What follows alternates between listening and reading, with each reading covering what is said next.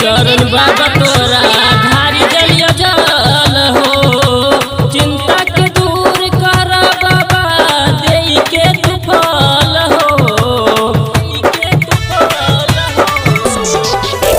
चरण बाबा तोरा धारी जलिया जल हो, चिंता के दूर कर बाबा देई के तू फल हो।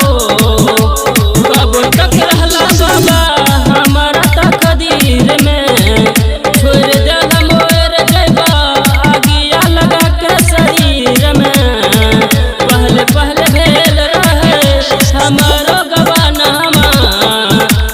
चल गया हमारो सजनमा है भोर